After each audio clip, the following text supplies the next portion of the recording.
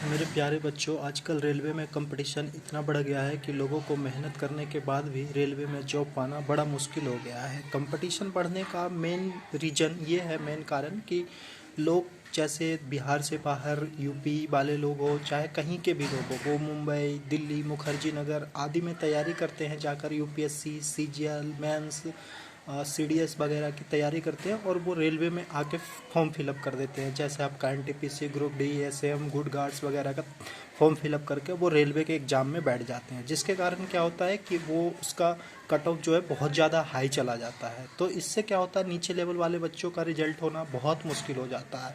कई बार रिजल्ट भी होता है तो वो उनसे उनका मेरिट नहीं बन पाता है, कट ऑफ हाई जाने के कारण। तो इसको ध्यान में रखते हुए नए बच्चे जो हमारे आते हैं तैयारी के लिए रेलवे में, उनको क्या होता है कि सिलेबस का पता नहीं होता है, प्रैक्टिस सेट करने का पता नहीं होता है, कौन सा बुक किस टाइम पे पढ़े पता नहीं होता है। टाइम उनका निकलते जाता है, जब 4 साल 5 साल खराब हो जाता है, उनका टाइम धीरे धीरे निकल जाता है, तब पता चलता उन्हें कि मुझे इस टाइम पे ये बुक पढ़नी चाहिए थी, इस टाइम पे ये बुक पढ़नी चाहिए थी।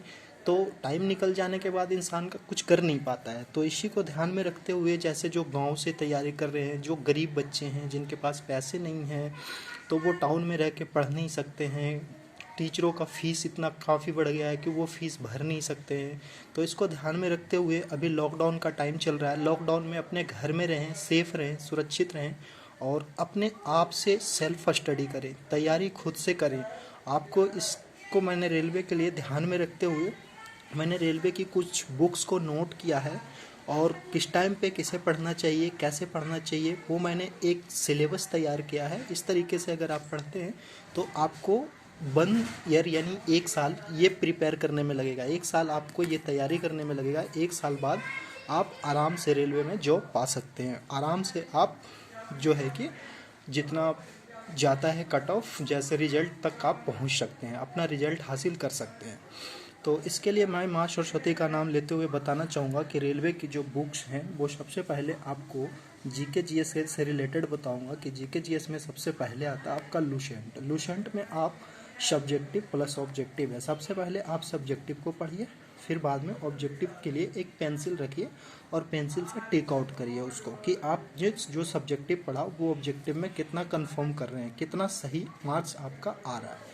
फिर इसके साथ आपका एक यूनिक कंप्लीट रेलवे समान अध्ययन का बुक आता है, जिसमें आपको टोटल मिक्स होता है, चाहे वो हिस्ट्री हो, फिजिक्स हो, केमिस्ट्री हो, बायोलॉजी हो, इकोनॉमिक्स हो, ज्योग्राफी हो, सारे सब्जेक्ट को मिला के कंप्यूटर से रिलेटेड भी कुछ क्वेश्चंस इसमें हैं।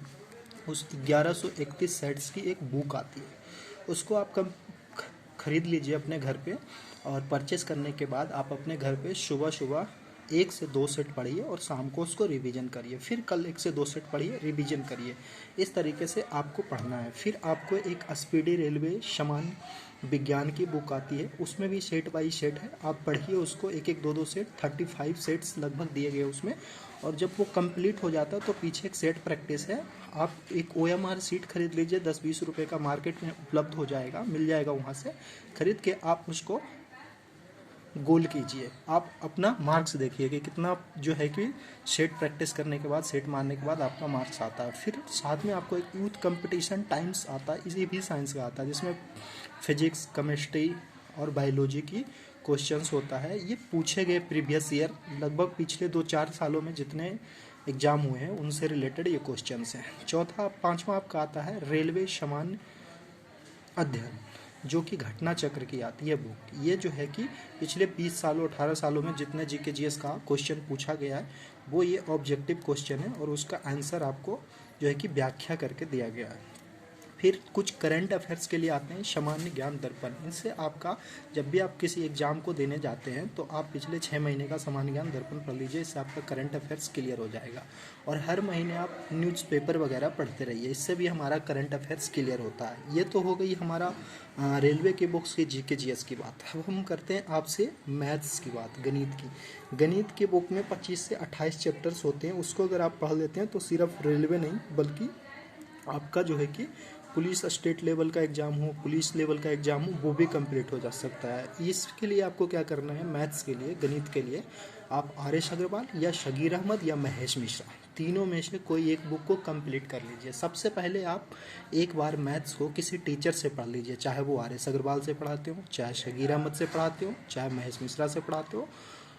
उसको कंप्लीट करने के बाद चाहे वो अपना असाइनमेंट से पढ़ाता है कोई टीचर, उसका एक नोट्स बना लीजिए। जैसे जैसे वो पढ़ाते हैं पूरा क्लियर एक नोट्स बना लीजिए। उसके बाद में आप खुद से एक बार इन तीनों में से कोई एक बुक जो आपको बेस्ट लगे, आर.एस. अग्रवाल या शगीर अहमद में, एक बुक आप खुद से बनाइए और अपने से एक नोट्स बनाइए, ठीक है।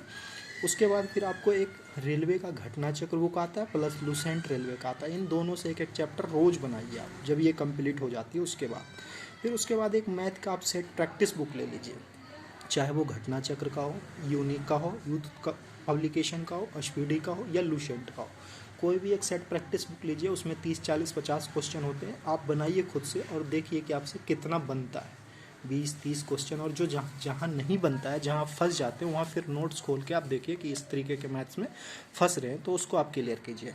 फिर तीसरे नंबर पे हमारा रीजनिंग आता है। रीजनिंग का मतलब होता है तर्क शक्ति, ठीक है। रीजनिंग के लिए आपको परफेक्ट रीजनिंग की बुक आती है दीपक कुमार की, जिसमें वर्बल और नॉन वर्बल रीजनिंग दोनों होते हैं। कुछ रीजनिंग की बुक ऐसे होते हैं जिसमें सिर्फ, जैसे लुसेंट है, सिर्फ आपको वर्बल मिलेगा, उसमें नॉन वर्बल नहीं मिलेगा। नॉन वर्बल का मतलब हुआ फिगर वाली रीजनिंग, जैसे डाइस हो गया, आपको जल प्रतिबिंब, इमेज प्रतिबिंब, ये होती है नॉन वर्बल रीजनिंग। तो आप उसकी परफेक्ट रीजनिंग जैसे ही बना लेते हैं, उसके बाद आप साथ में घटना चक्र को बनाइए। Lucent, RS. अग्रवाल, घटना चक्र कोई भी बना सकते हैं, लेकिन एक्सेसिव फोकस, ज़्यादातर आपको फोकस करना है परफेक्ट रीजनिंग दीपक कुमार का और घटना चक्र का। अगर ओनली आप रेलवे पे ज़्यादा फोकस करते हैं तो ये रेलवे के लिए मैं बता रहा हूँ, स्पेशल रेलवे के लिए, ठीक है। जब ये सारी आप कंप्लीट कर लेते हैं तो इसको कंप्लीट करने के बाद एक मिक्स प्रैक्टिस सेट बुक ले लीजिए आप, जिसमें आपका जीके जीएस भी हो, मैथ्स भी हो, रीजनिंग भी हो। और उसके बाद सुबह उसको 2 सेट टिक आउट करिए, 1 सेट या 2 सेट रोज़ टिक आउट करिए और शाम को सेट को रिवीजन करिए। फिर सुबह से टिक आउट करिए, शाम को रिवीजन करिए। जब इस तरीके से आप 2-3 बुक की सेट प्रैक्टिस कर लेते हैं और जब एग्ज़ाम में बैठते हैं तो आपका जो स्कोर है वो अपने आप हाई होने लगेगा और आपको पता चलने लगेगा कि अब आप कितना पानी में है, अब आपसे कितना क्वेश्चन सही हो रहा है। एक ही क्वेश्चन बार बार रिपीट होगा। सिर्फ थोड़ी बहुत करंट अफेयर्स की प्रॉब्लम होगी तो करंट अफेयर्स के लिए आप समान ज्ञान दर्पण कंटिन्यू पढ़ते रहिए, ठीक है, और न्यूज़ वगैरह पढ़ते रहिए, इससे आपका वो भी क्लियर हो जाएगा। तो मेरे प्यारे बच्चों, अगर आपको ये वीडियो अच्छा लगा हो तो लाइक और शेयर ज़रूर करें।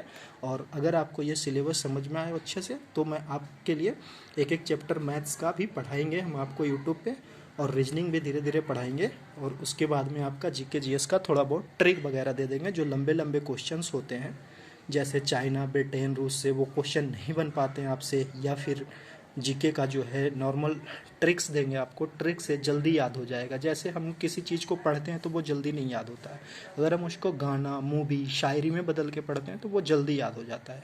तो आपके बीच अगर आपको ये वीडियो अच्छा लगा हो तो आप कमेंट करके ज़रूर बताइएगा, हम आपके पास बहुत जल्द आएंगे। थैंक यू दोस्त, शुक्रिया।